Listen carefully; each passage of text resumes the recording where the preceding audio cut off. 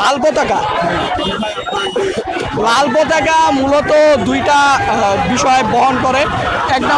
এক নম্বর বিষয়টা হচ্ছে লাল পতাকা জুলাইয়ের প্রতীক, রক্তের প্রতীক। আর দ্বিতীয়ত হচ্ছে যারা কমিউনিস্ট ধারার সঙ্গে যুক্ত আছেন তাদের লাল পতাকাটা বিশেষভাবে বহন করে। তো তাদের মধ্যে থেকে কিছু মতপার্থক্যের মানুষ এখানে লাল পতাকা নিয়ে এসেছে। 3 দফা দাবির 1 নম্বর দাবি হচ্ছে যতদিন বৈরী আবহাওয়া থাকবে ততদিনের জন্য পরীক্ষা স্থগিত করতে হবে। ফিজিক্স পরীক্ষা এবং ফিজিক্স এবং অ্যাকাউন্টিংয়ের মতো গুরুত্বপূর্ণ যেই দুইটা পরীক্ষা অনুষ্ঠিত হয়েছে, যারা উপস্থিত হতে পারেনি তাদেরকে এক্সাম দিতে হবে এবং যারা উপস্থিত হতে পেরেছে তাদের MCQ এবং CQ একসঙ্গে মিলিয়ে পাস ধরতে হবে।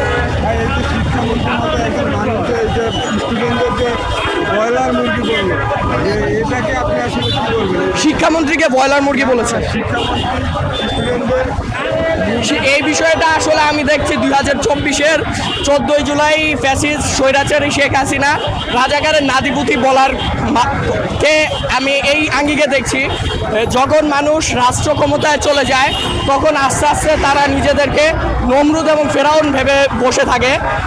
এমন একটা সময় চলে আসে যখন তারা সীমা লঙ্ঘন করে ফেলে, আল্লাহ তাআলা তাদেরকে হেদায়েত দেওয়া বন্ধ করে দেন।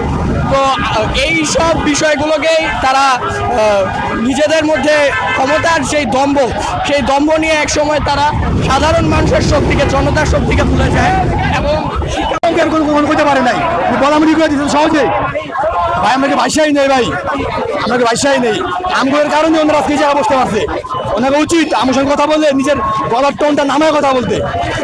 আমরা শিক্ষা দিই ভাই, আমার যদি বুঝায় বলতে আমরা হাজারবার বলতে রাজি আছি।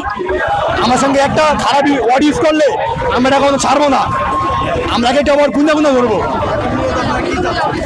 আমরা দাবি একটা না পদক্ষেপ চাই, এমন কোনো সম্মানজনক পর্যায়ে আমরা কোনো বেলনেস ফর্ম রাখতে চাই না।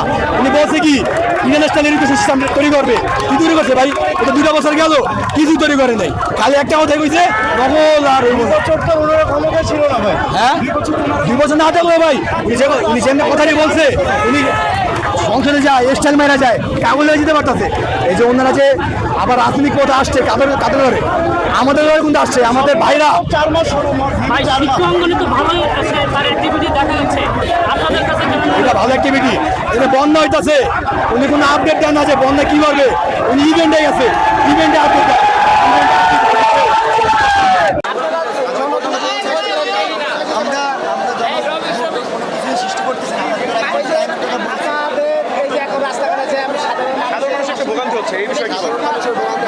আমরা এটা করতে চাই নাই, তারা তাদের কাছ থেকে আমরা পজিটিভ মন্তব্য চাইছি না।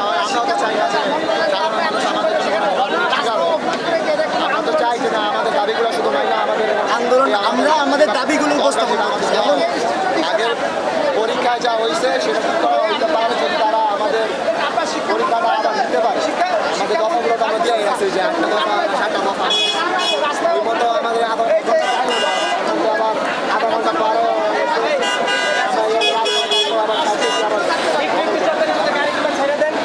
কেন বা শিক্ষামন্ত্রী থেকে আপনাদের কোনো কিছু আশ্বাস দিয়েছে কিনা? শিক্ষামন্ত্রী থেকে এখন পর্যন্ত আমাদের কোনো আশ্বাস দেয় নাই এবং ওনারা কোনো কিছু বলেও নাই।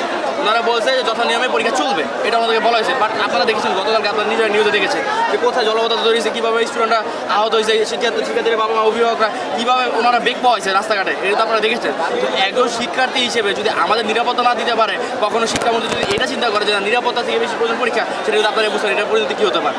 এখন আপনার সমাধান চাচ্ছেন? সমাধান চাচ্ছি, ওনারা সমাধান দিবেন আমাদেরকে। এখন সমাধান একটাই, দফা এক দাবি এক, শিক্ষামন্ত্রী পদ দেয়। কারণ ওনারা তো আমাদের এখন কোনো সমাধান দেয় নাই। ওনারা কিন্তু গতকালকে পরীক্ষা নিয়েছে, তো আগামীকালও কিন্তু পরীক্ষা দেওয়ার জন্য চিন্তা ভাবনা করেছে। যদি ওনারা এই চিন্তাই করে রাখে তাহলে কিন্তু আর হবে না। হয়তো বা একটা পরিস্থিতি চিন্তা ভাবনা করে কিছু করতে হবে, নাহলে পদত্যাগ করতে হবে। পদত্যাগ করলে কি সমাধান হবে সব কিছু? পদত্যাগ করে সমাধান না হলে এর থেকে ভালো একটা ওনার কাছে তো অনেকজন আসবে, উনি তো বুঝতে পারবে বা আমাদের প্রজন্ম পরপ্রজন্ম তো বুঝতে পারবে।